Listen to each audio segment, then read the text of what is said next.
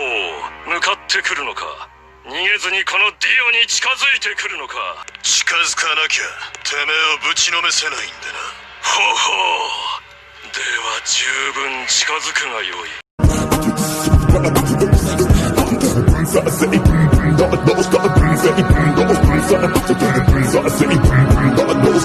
Let me show you how to scratch it.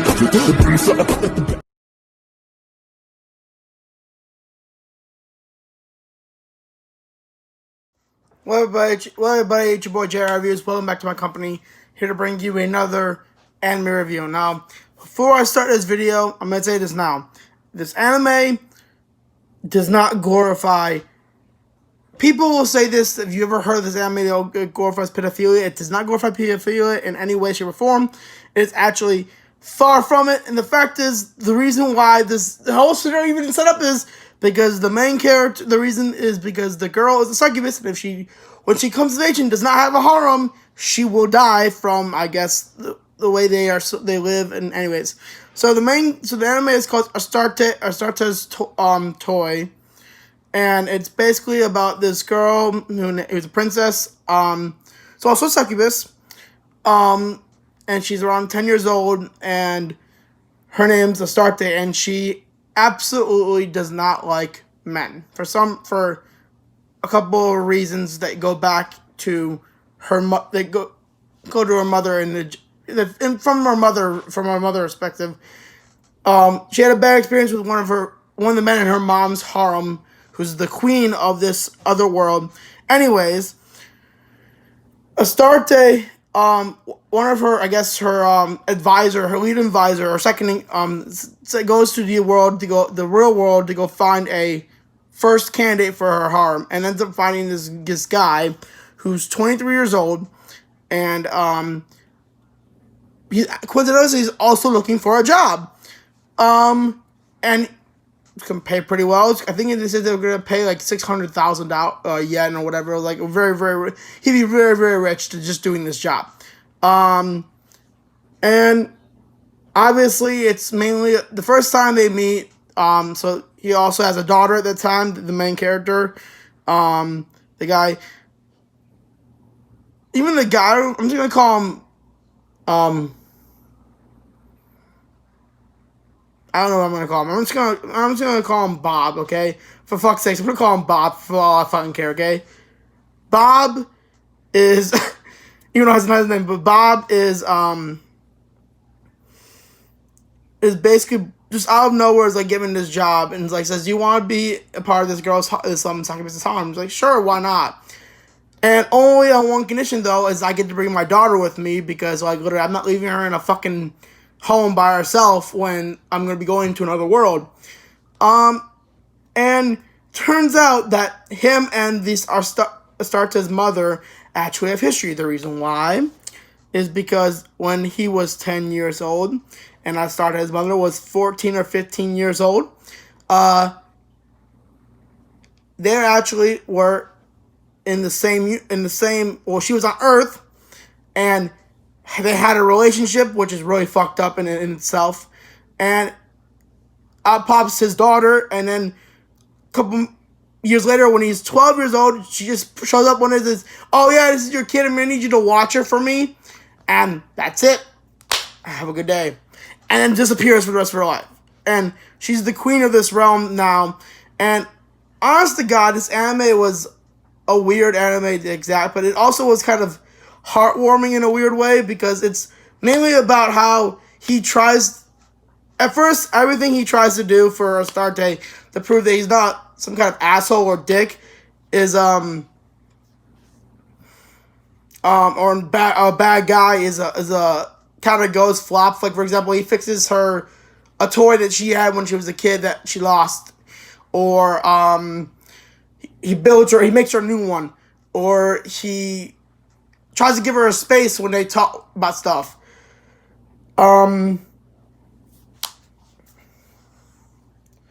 He makes her lunches when she goes to school. Honest to God, this anime was a weird anime at that. But I'm not saying it's gonna glorify pedophilia at all because again, there's no sex involved.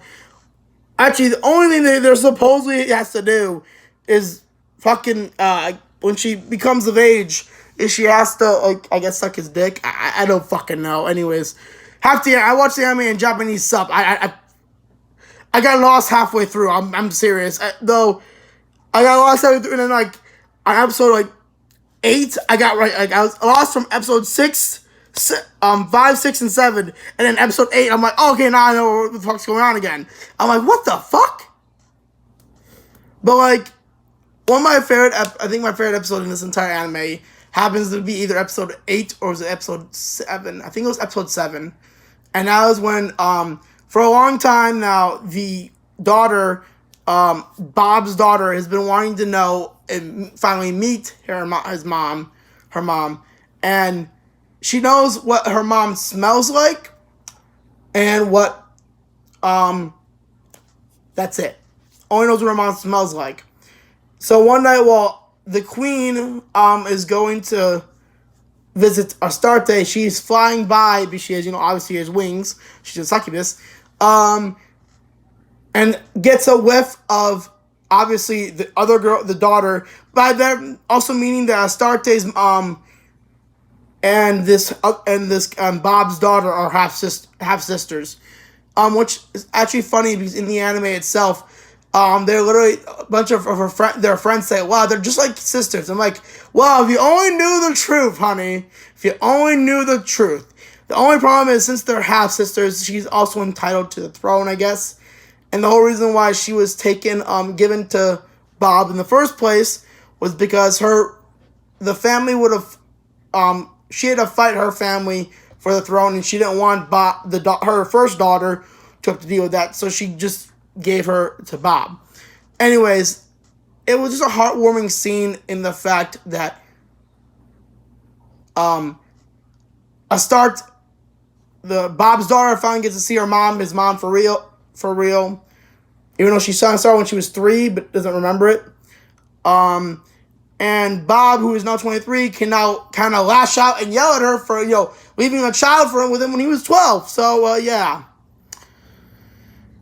And it gets to the point where they actually have to, where the Astarte and Bob end up kind of developing a relationship of feelings toward love, which, granted, it's a fucked up because she's like 10 years old, and I know it's fucked up, but like, in a weird way, it's also wholesome because, like, they do nothing. Honestly, they've done nothing, like, at all. Like, they do, like, not even a nip slip. The only thing that, I'm gonna say this now, the only character that's kind of ecchi is the daughter, which is weird because she's also the same age as fucking, Astarte, and I think she's fucking, like, so dim-witted sometimes she forgets to wear panties. And I'm like, ugh.